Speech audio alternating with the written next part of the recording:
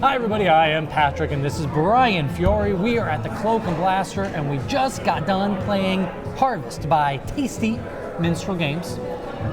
Join us for Harvest. It's pretty tasty. Are you ready? Keep rolling, rolling, rolling, rolling. Keep rolling, rolling, rolling, rolling. Keep rolling, rolling, rolling, rolling. Now I know y'all be loving this game right here. People in that. Brian Fiore, please tell us about Tasty Minstrel Games Harvest. Sure. It's a cornucopia of delight. In Harvest, it's a 2 to 4 player worker placement game. It takes about 30 to 60 minutes to play, in which each of the players are assuming the roles of farmers set in a fantasy setting. And they each, your persona is identified on one of 12 different unique player cards, which have special abilities and unique resources in order to start.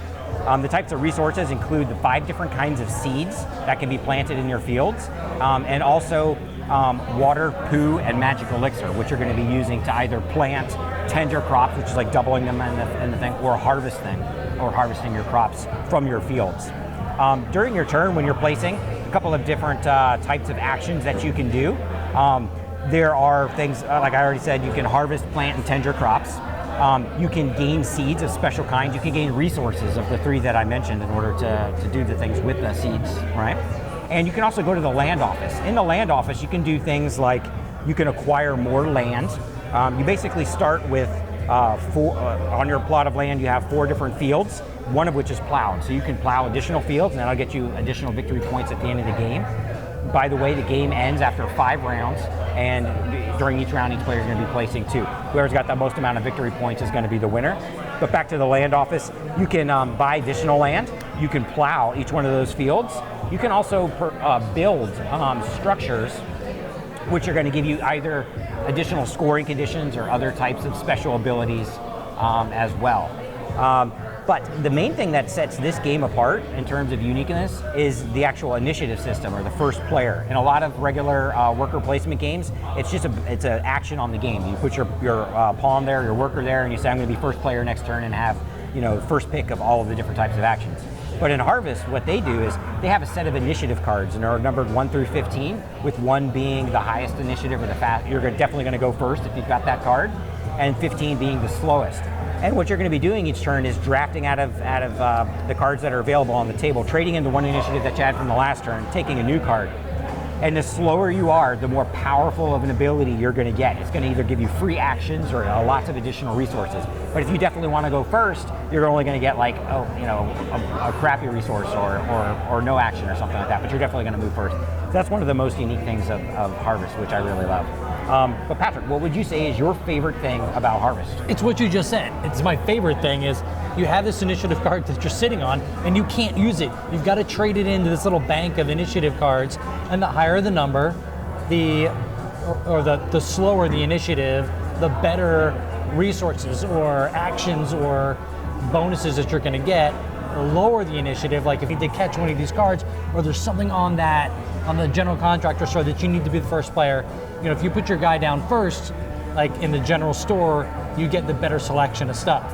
I can still put my stuff there if you took it first, but I don't get first pick of the best stuff. So you have to kind of balance that out and decide whether or not your initiative is going to be more important or the ability that you're going to use is more important. And that's the part I love the most, is the initiative system. And I would kind of agree with that. I think that they've really smoothed out like the clunkiness of a lot of worker placement games, where it's like if you're going to take that action, you just go first. My favorite thing though is actually it's the variable player powers, because you actually get special abilities on your guy plus the starting resources. So every time you play, that kind of just adds to the replayability, whichever character you have.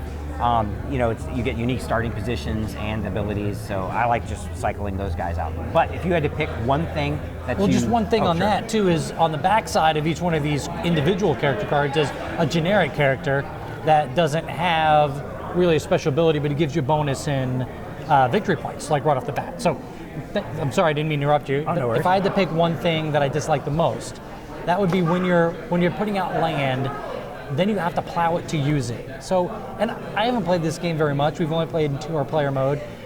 And it may be a really, really important reason why you're doing that. I'm not sure, but for sure it feels like a little bit of a waste. Like you wish that you didn't have to use an action to put out the land and then go back and plow it, because you don't get the victory points, so you plow it. So that's a little bit of a benefit, but you have to drop your land first, then plow it, and then it's usable. So that's the one thing I kind of dislike the most, and I don't know if it's critical to the game or not, and it's not something that sucks.